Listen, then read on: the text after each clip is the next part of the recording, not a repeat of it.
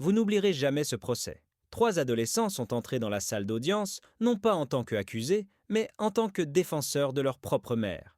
Personne ne s'attendait à ce que le juge, un homme froid et millionnaire, reste figé en les voyant, car il a reconnu sur leur visage quelque chose qu'il n'avait jamais imaginé, lui-même. Cette histoire ne parle ni de loi ni d'argent. Elle parle d'abandon, de douleur et d'un secret resté enfoui pendant 16 ans. Une mère célibataire qui a tout sacrifié pour élever ses enfants. 3 enfants qui ont appris à vivre dans la pauvreté et sans père. Et un juge puissant qui pensait contrôler sa vie, jusqu'à ce que ses enfants ouvrent la porte de son passé de la manière la plus inattendue qui soit.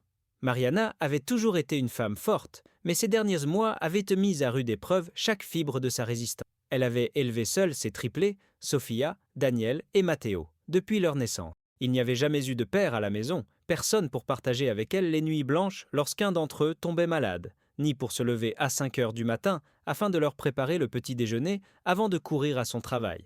Elle nettoyait des maisons pendant la journée, et le soir, elle servait dans un restaurant bon marché. Elle dormait à peine, mais chaque fois qu'elle voyait ses enfants grandir en bonne santé, souriant et le cœur plein de bonté, elle sentait que tout cela en valait la peine. Son monde, bien que humble, reposait sur la force de cet amour. Mais ce que Mariana ne savait pas, c'est que bientôt tous ses efforts allaient s'effondrer à cause d'un simple bout de papier, d'une simple signature, d'un simple jugement. Tout a commencé lorsque le propriétaire de l'immeuble où il vivait s'est soudainement présenté avec un avis d'expulsion. L'endroit était vieux, les murs étaient fissurés et les tuyaux rouillés, mais c'était leur maison. C'est là que les triplés avaient fait leurs premiers pas, que Mariana avait fêté leurs anniversaires avec des gâteaux improvisés et des bougies bon marché, qu'ils avaient survécu ensemble aux hivers sans chauffage et aux étés étouffants. Cet espace, aussi petit et délabré fût-il, était rempli de souvenirs et représentait pour eux une certaine stabilité. Le propriétaire, un homme ambitieux, les accusait de lui devoir plusieurs mois de loyer,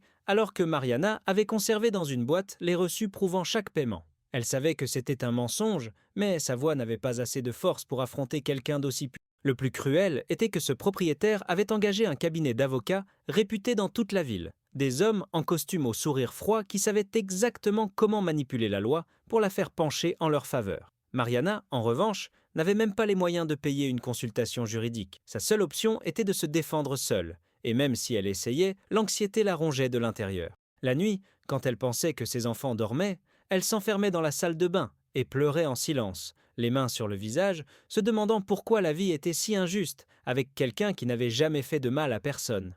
Les triplés entendirent ses sanglots à travers la porte, et chaque larme de leur mère était comme un couteau dans leur poitrine. Sofia, l'aînée de quelques minutes seulement, était la plus protectrice. Elle avait hérité de sa mère une détermination à toute épreuve, et ne supportait pas de voir les adultes du monde entier essayer d'écraser sa famille simplement parce qu'ils étaient pauvres. Daniel, le plus rebelle, jurait que s'il voyait le propriétaire dans la rue, il lui dirait tout ce qu'il pensait, même s'il se faisait mettre à la porte. Et Matteo, le plus silencieux, gardait secrètement un plan. Rechercher sur Internet chaque loi, chaque article, chaque moyen de défense possible pour aider sa mère, même s'il ne comprenait pas tout à fait les termes juridiques. Les 3 enfants se soutenaient mutuellement, mais ils sentèrent le désespoir grandir chaque jour. Le jour du procès arriva plus vite qu'ils ne l'avaient prévu. Mariana n'avait pas dormi de la nuit. Ses mains tremblaient tellement qu'elle avait à peine réussi à boutonner sa blouse la plus présentable, celle qu'elle avait achetée dans une boutique d'occasion pour les grandes occasions.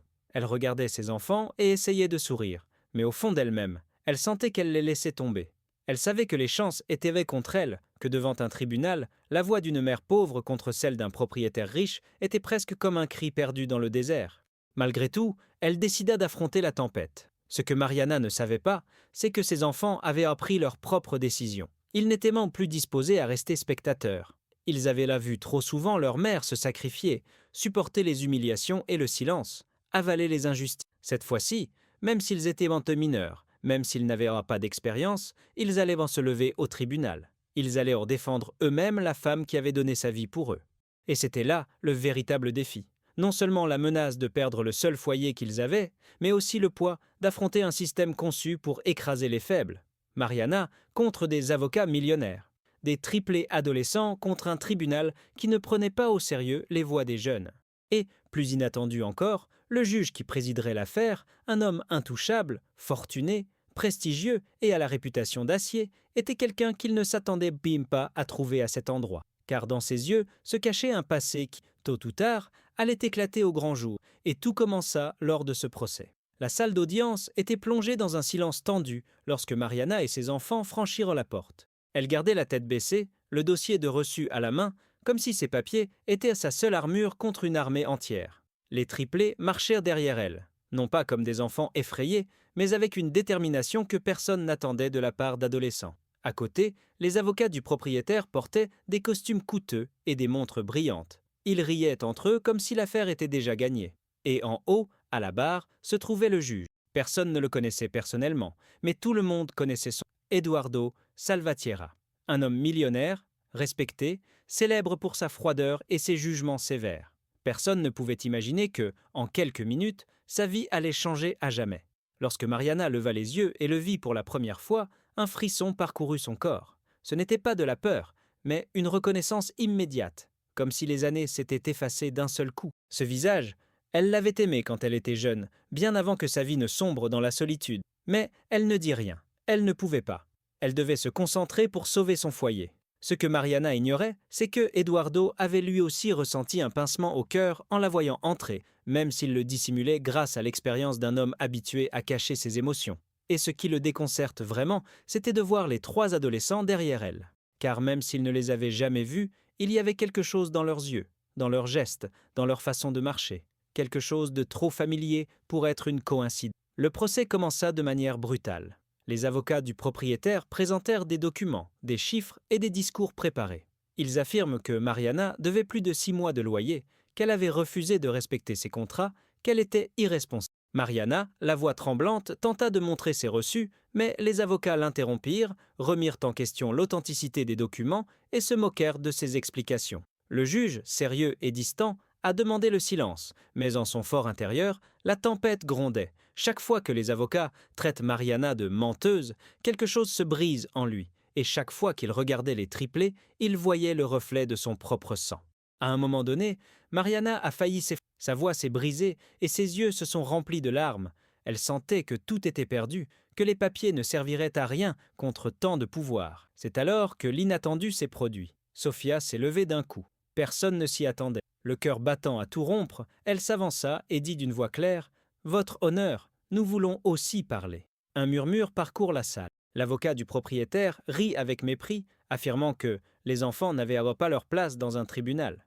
Mais Eduardo, le juge, ne le permit pas. Il regarda Sofia droit dans les yeux et, pour la première fois depuis longtemps, s'exprima d'une voix qui semblait plus humaine que « Allez-y, je veux entendre ce que vous avez à dire ». Sofia prit une profonde inspiration et commença à raconter la vérité. Elle parla du travail de sa mère, jour et nuit, de la façon dont elle conservait chaque reçu, de la façon dont elle les avait nourris, même lorsqu'elle souffrait de la faim. Ces mots étaient simples, mais chargés d'une force qu'aucune loi ne pouvait éteindre. Daniel l'interrompit avec une colère contenue, montrant les avocats du doigt. « Vous mentez. Nous avons vu ma mère payer chaque mois. Pourquoi la traitez-vous comme si elle ne valait rien simplement parce que nous sommes pauvres ?» La salle est devenue silencieuse. Les personnes présentes ne savaient pas si elles devaient rire du courage du garçon ou rester sous le choc de son audace. Le juge, cependant, ne pouvait détourner son regard d'eux. Chaque mot le transperçait comme un couteau, non seulement à cause de l'injustice évidente, mais aussi parce qu'il voyait dans ces trois jeunes sa propre histoire se répéter.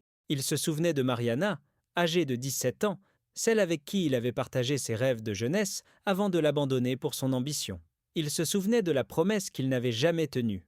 Et maintenant, sous ses yeux, la réalité le frappait. Ces trois jeunes gens auraient pu être ses enfants. Non, au fond, il le savait. C'étaient ses enfants. Matteo, le plus silencieux, sortit de son sac à dos un dossier rempli de feuilles imprimées. Il avait passé des nuits entières à rechercher des lois et des articles sur Internet. D'une voix tremblante mais ferme, il commença à lire des extraits sur les droits des locataires, sur la falsification des dettes, sur l'obligation des propriétaires de maintenir des conditions décentes. Le juge l'écoutait en silence, surpris par la maturité du garçon. Les avocats ont essayé de le faire taire, mais Eduardo a levé la main et lui a ordonné de continuer. C'était comme s'il avait besoin d'entendre chaque mot, comme s'il y trouvait non seulement la justice, mais aussi la rédemption.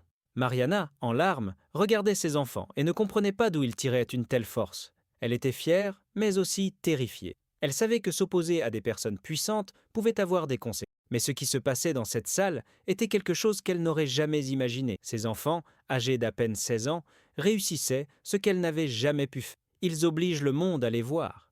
Ils obligent un juge à les écouter. Les avocats du propriétaire, furieux, se mirent à crier que tout cela n'était qu'un cirque, que la loi ne traitait pas des émotions ni des histoires personnelles.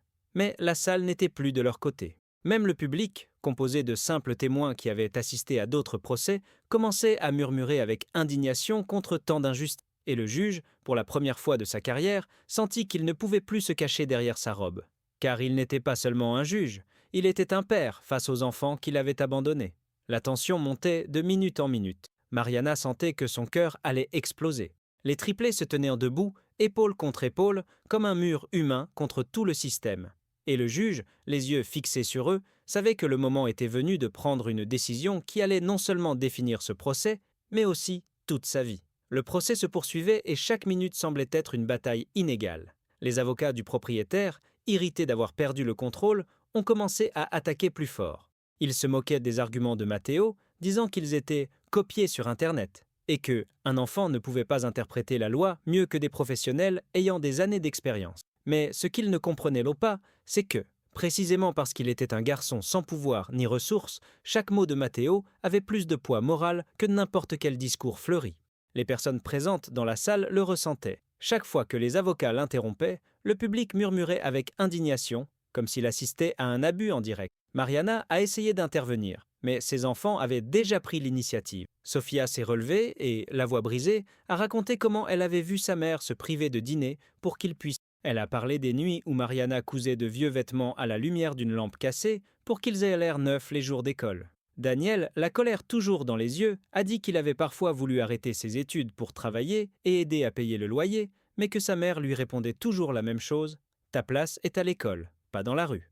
La voix du garçon a résonné dans la salle, et pour la première fois, certains participants ont essuyé leurs larmes. Il était impossible de ne pas ressentir l'injustice subie par cette famille face à un système qui semblait conçu pour les écraser. Le juge, quant à lui, luttait contre lui-même. Il gardait un visage sérieux, son marteau prêt à frapper si nécessaire, mais à l'intérieur, sa respiration était agitée. Chaque mot prononcé par les triplés était comme un écho de son passé. Il se souvenait de la jeune Mariana, les cheveux détachés, avec un sourire plein d'espoir. Il se souvenait du jour où il lui avait promis de revenir, qu'ils travaillent ensemble pour construire un avenir. Mais il n'était jamais revenu. Il avait choisi l'argent, la carrière, l'ambition.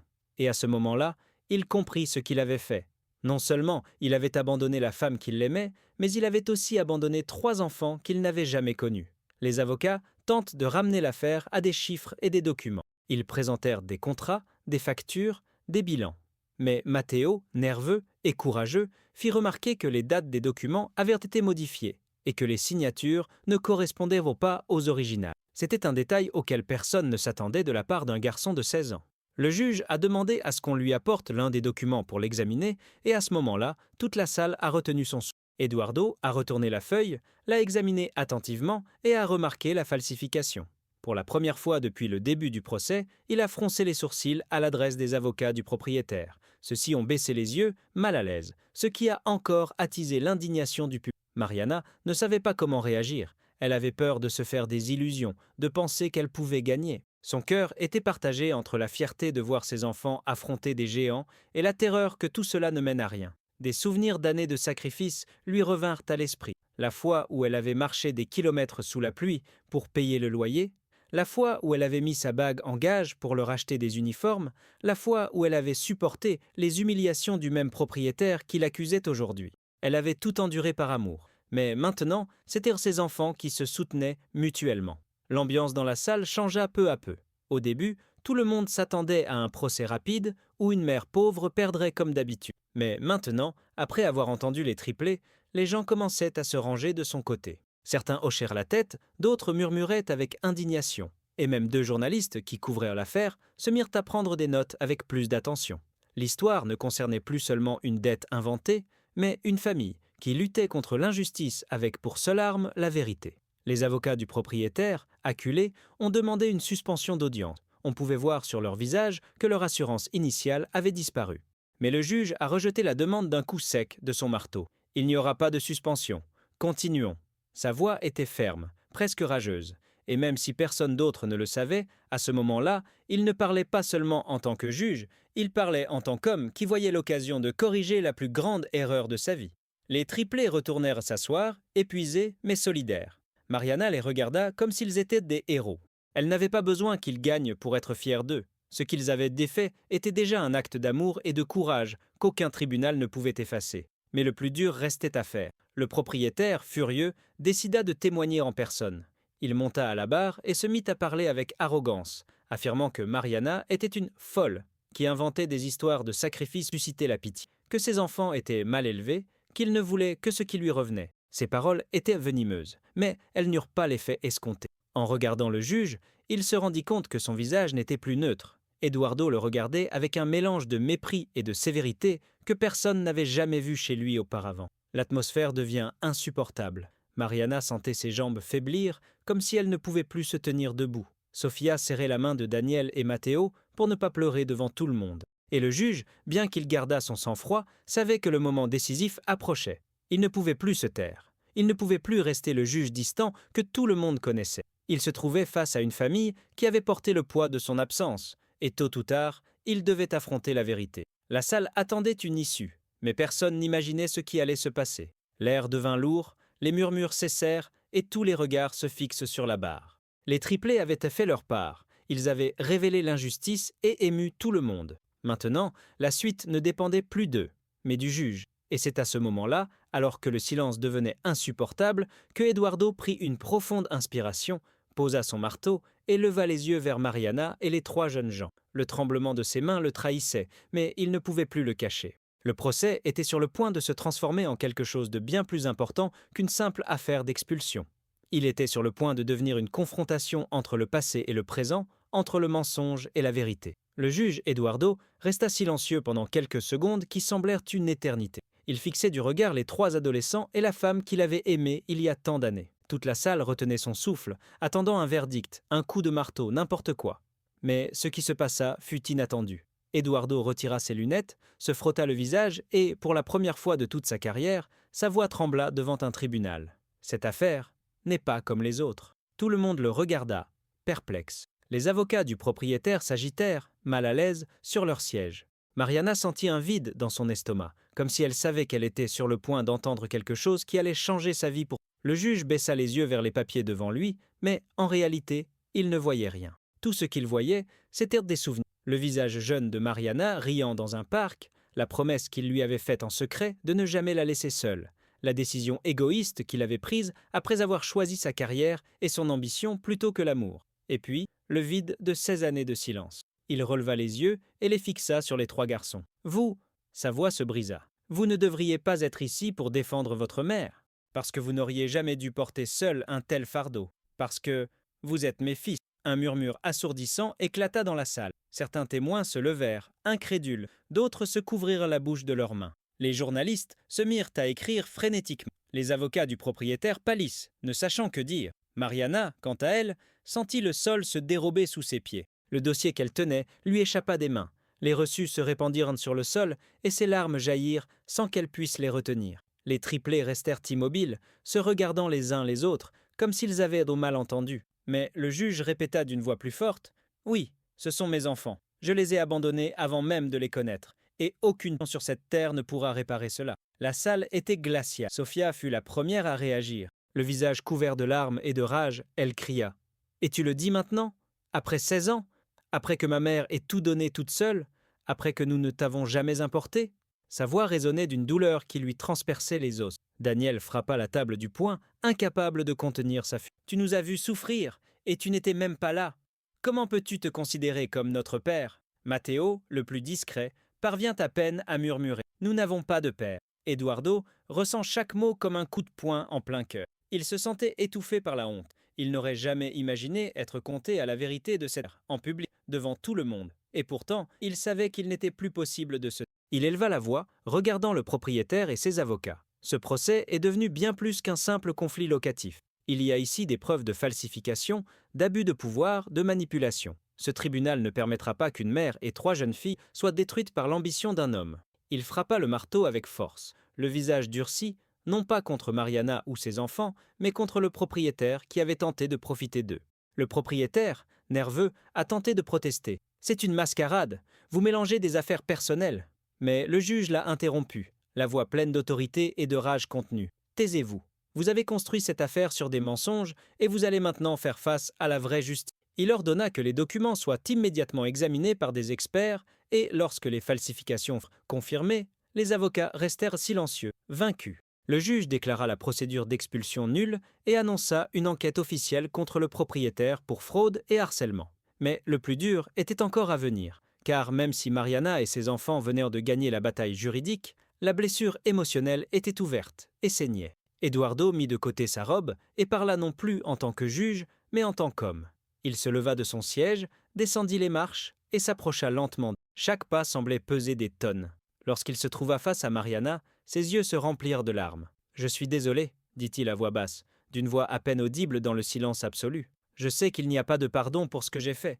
Mais si je pouvais remonter le temps, je le ferais. J'ai été un lâche. » Mariana le regarda avec un mélange de colère et de tristesse. Pendant des années, elle avait rêvé de ce moment, qu'il se présente, qu'il se repente. Mais maintenant qu'il était devant elle, elle ne savait pas quoi ressentir. « Tu n'étais pas là quand nous avions le plus besoin de toi, » dit-elle d'une voix brisée. « J'ai élevé ces enfants seuls. Ils sont ce qu'ils sont non pas grâce à toi, mais malgré toi. » Eduardo baissa la tête, acceptant chaque mot comme un jugement bien plus sévère que n'importe quelle sentence qui aurait pu être prononcée. Les triplés, encore sous le choc, ne savaient pas comment réagir. Sofia serra sa mère dans ses bras, comme pour lui dire que rien ne changerait ce qu'ils avaient en vécu. Daniel, les yeux remplis de larmes, s'éloigna, incapable de supporter la vue de l'homme qui prétendait soudainement être son père. Et Matteo, silencieux, se contenta d'observer, essayant de comprendre comment la vie pouvait changer autant en un seul jour. Le public, témoin de tout cela, ne savait pas s'il devait applaudir, pleurer ou garder le silence. La seule chose certaine était qu'il venait d'assister non seulement à un procès judiciaire, mais aussi à un procès de la vie elle-même. Le juge millionnaire, l'homme intouchable, avait été mis à nu devant tout le monde par l'amour et le courage de 3 jeunes gens qui avaient osé défendre leur mère. Le verdict était rendu, l'affaire classée. Mais dans cette salle, il restait encore une bataille à mener, une bataille qui ne pouvait être résolue ni par la loi ni par l'argent. La bataille du pardon, et ce serait la plus difficile de toutes. Le silence qui suivit cette révélation fut si pesant qu'on aurait dit que l'air dans la salle s'était arrêté. Personne ne respirait normalement. Les policiers qui riaient entre eux quelques instants auparavant étaient désormais paralysés, les pupilles dilatées et la peau glacée. Certains essayèrent de garder leur sang-froid, mais la sueur coulait sur leur front et le tremblement de leurs mains les trahissait. La juge, qui jusqu'alors avait affiché une attitude rigide et distante, baissa lentement les papiers qu'elle tenait entre ses mains, regarda l'homme d'un œil nouveau et comprit que ce qui se passait était sur le point de dépasser son propre pouvoir. Car cet homme, humilié, insulté et même frappé quelques heures auparavant, n'était pas un citoyen ordinaire. C'était quelqu'un qui avait le pouvoir de les dénoncer, de les traîner devant un tribunal fédéral et de détruire leur carrière à jamais. Et pas seulement cela. C'était quelqu'un qui avait le pouvoir de changer à jamais la perception de toute la ville sur la corruption et le racisme qui rongèrent le système. Le plaignant prit une profonde inspiration, mais n'eut pas besoin d'élever la voix. Calmement, il sortit un document officiel de sa mallette et le posa sur la table devant tout le monde. Le sceau fédéral brillait sous les lumières de la salle. Personne n'avait besoin de lire toutes les lettres pour comprendre ce que cela signifiait. Il était procureur des États-Unis, un US, attorné en exercice, avec le pouvoir direct d'ouvrir des enquêtes, de demander des arrestations et d'examiner des dossiers qui pouvaient faire tomber non seulement les fonctionnaires présents, mais aussi le tribunal lui-même où il se trouvait. Un murmure parcourut immédiatement la salle.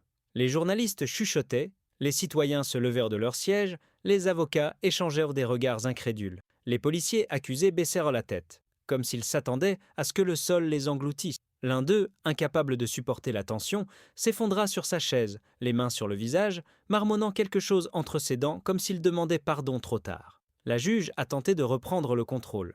Elle a frappé violemment le marteau sur la table, ordonnant le silence, mais c'était déjà inutile. Le cours des événements avait échappé à son contrôle.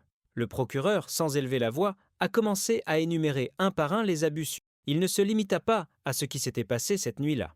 Il parla des schémas de comportement, des plaintes classées, des témoignages de citoyens ignorés et du fait que ces attitudes n'étaient pas des erreurs isolées, mais faisaient en partie d'un système pourri que beaucoup préférèrent passer sous silence. Ces mots, bien que mesurés, étaient comme des lames qui ouvraient des fissures dans le masque d'autorité des accusés. Chaque phrase semblait être un verdict anticipé, chaque pause un rappel que le temps de l'impunité était révolu. La tension montait à chaque seconde. La juge, consciente de l'ampleur du scandale, regardait nerveusement les journalistes présents. Elle ne pouvait pas laisser les choses déraper, mais en même temps, elle n'avait aucun moyen d'arrêter l'inévitable. Les policiers, auparavant arrogants, se regardaient avec panique. Le plus jeune essayait de retenir ses larmes, sachant que tout ce qu'il avait fait cette nuit-là, ses insultes, son rire moqueur, sa main lourde lorsqu'il avait passé les menottes, resteraient gravés dans la mémoire collective et dans les rapports fédéraux. Le plus âgé, celui qui avait mené l'arrestation, serrait les mâchoires, comme s'il voulait encore résister, mais ses yeux reflétaient déjà la défaite. Le public dans la salle commença à réagir. Certains se levèrent pour applaudir, d'autres murmuraient « Justice, enfin !»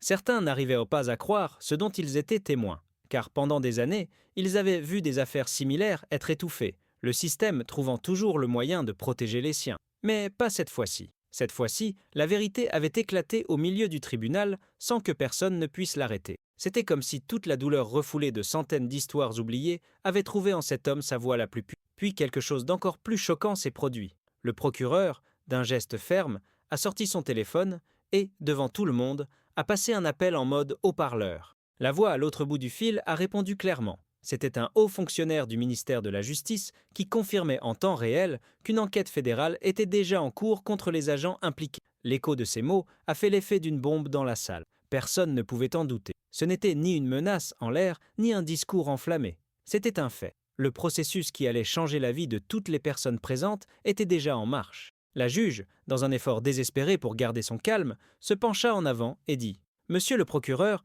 je vous rappelle que cette salle a ses propres règles. » Mais il l'interrompit sereinement, sans hausser le ton. « Avec tout le respect que je vous dois, votre honneur, il ne s'agit pas ici de vos règles, mais de la Constitution. » Le coup fut brutal. La salle éclata en applaudissements, tandis que les accusés, plongés dans le silence, comprenaient qu'il n'y avait pas d'issue. L'image de cet homme, debout, droit, après tout ce qu'il avait enduré, n'était pas seulement celle d'une victime devenue vainqueur, c'était celle d'un symbole, celle d'un système qui était enfin contraint de se regarder dans le miroir. Et même si la bataille juridique ne faisait que commencer, tout le monde savait que quelque chose d'irréversible avait changé. Le moment était venu pour le dénouement. Les yeux de toute la salle étaient rivés sur la juge, attendant sa réaction finale. Le poids de la justice, la pression du public et le regard inébranlable du procureur se sont unis dans un instant qui allait définir non seulement l'affaire, mais aussi l'avenir de toute la ville. La salle était plongée dans un silence pesant comme du plomb après la dernière révélation. Les personnes présentes pouvaient à peine croire ce dont elles avaient été témoins. Un homme ordinaire, humilié et traité comme s'il était invisible, avait démontré non seulement son courage, mais aussi une vérité que beaucoup refusèrent de voir. Les visages de ceux qui se moquaient auparavant étaient maintenant décomposés, incapables de soutenir son regard. Et là, au milieu de tout cela, il restait ferme, respirant profondément, avec la sérénité de quelqu'un qui avait encaissé trop de coups de la vie, mais qui ne s'était jamais laissé briser. C'était un silence qui parlait de lui-même, un silence qui réclamait justice et dignité. À cet instant, tout le monde a compris que ce qui s'était passé n'était plus un simple malentendu ou un abus de pouvoir isolé. C'était un miroir qui reflétait une réalité beaucoup plus grande, une vérité dérangeante que beaucoup avaient ignorée pendant des années. Cet homme ne cherchait pas à se venger ni à se présenter comme un héros. Tout ce qu'il avait voulu depuis le début, c'était du respect, quelque chose d'aussi simple et essentiel que d'être traité avec humanité. Et pourtant, il avait dû en arriver là pour être vu, pour être entendu. Quand il a élevé la voix pour la dernière fois, ce n'était pas avec colère, mais avec le calme de celui qui sait qu'il n'a plus rien à prouver. Je ne suis pas inférieur à qui que ce soit. Et aujourd'hui, après tout cela, j'espère que vous le comprenez. Ces mots, prononcés avec tant de clarté, ont traversé la salle comme un coup bien placé. Certains ont baissé la tête, honteux.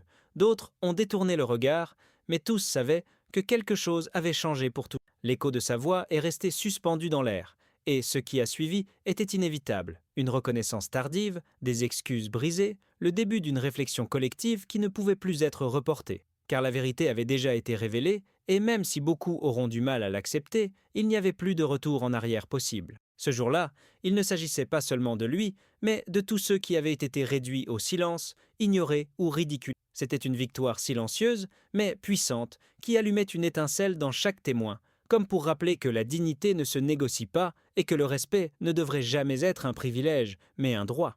Après que le juge eut révélé la vérité et reconnu les triplés comme ses enfants, la salle d'audience fut envahie par un mélange d'incrédulité, d'émotion et de soulagement. Mariana, encore tremblante, serra ses enfants dans ses bras, sentant le poids de ses années de lutte et de solitude commencer à s'estomper, même si elle savait que les cicatrices émotionnelles ne disparaîtraient pas immédiatement. Pour la première fois, les trois adolescents ont pu sentir que leurs efforts et leur courage avaient apporté leurs fruits, qu'ils n'avaient pas été seuls dans leur combat, même si pendant des années personne ne les avait vus ni entendus. La justice avait enfin commencé à pencher en leur faveur, et même si le chemin vers la guérison et la réconciliation avec leur père biologique était long, ce moment a marqué un tournant dans leur vie. Le juge, désormais confronté à la réalité de ses erreurs, comprit qu'aucun pouvoir, aucune fonction ni aucune richesse ne pouvait réparer complètement les dommages qu'il avait causés. Mais il était déterminé à changer, à reconstruire la relation avec ses enfants sur la base de la vérité et de l'honnêteté. Cette décision,